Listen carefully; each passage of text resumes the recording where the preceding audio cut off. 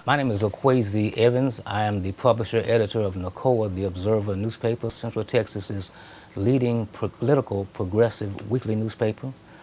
We have spent a quarter century serving people of all cultures, all colors, all genders, all political and sexual orientations, people with different abilities are our readers. Those are the people that we care about, those people we serve, and when they have problems with access, denial of rights, NOKOA is going to be right there to give them voice. That's what we've done for 25 years. That's what we'll do as long as we're able to be a voice of reason, a political voice of righteousness. I'm now sharing with you an editorial from our July the 17th, 2013 issue, a 21st Century Dred Scott Decision. Knock, knock. Who's there? George Zimmerman. George Zimmerman, who? Great, your skin is white. You're on the jury.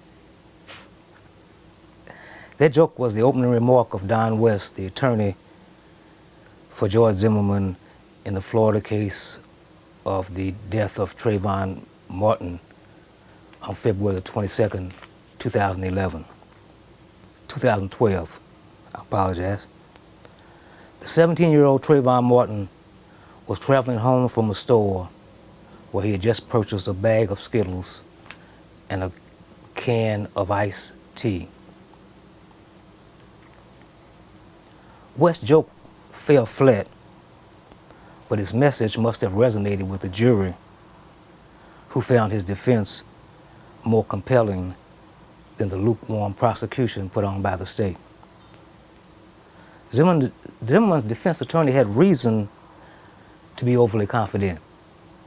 He understood that it was highly unlikely that an all-white jury of Southern Belles would find a white man guilty of killing a black child if the killer claimed self-defense. The fact that Zimmerman racially profiled Martin, the fact that he followed Martin, and then when police told him not to follow Martin, he did so anyway. The fact that the teenager was unarmed was of little consequence to that jury. They believed that he attacked Zimmerman with a sidewalk. Imagine a 17-year-old boy picking up a sidewalk and hitting someone with it. The jury rendered a 21st Century Dred Scott decision, reminding the world that a black man has no rights that a white man is bound to respect in America.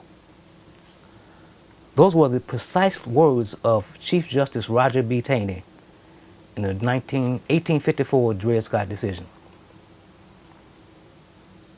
Although Scott had lived freely in a northern state, Taney ruled that he was compelled to be returned to slavery in a southern state.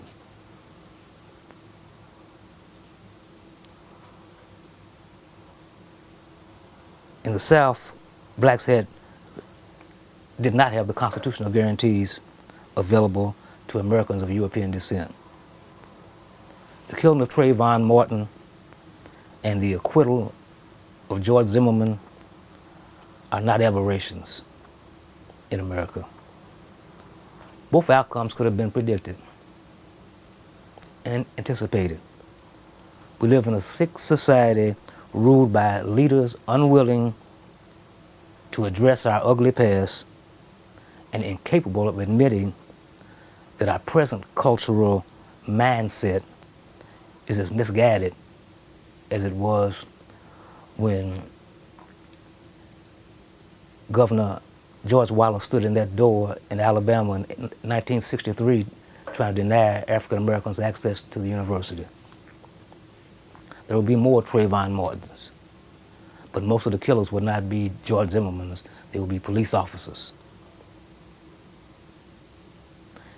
It has been open season on African Americans, males, whose skin color presents a threat to a society that loves to put artificial colors in its food and on its people.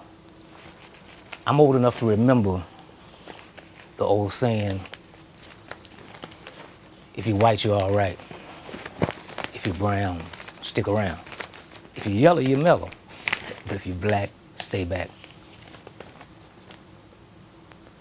That mentality may have been muted, but it certainly has not been silenced. Racism is as viral today as it was when Wallace, Bull Connor, and that ilk were openly displaying hatred toward people of color. On July the 26th, Fruitville Station opens nationwide in theaters.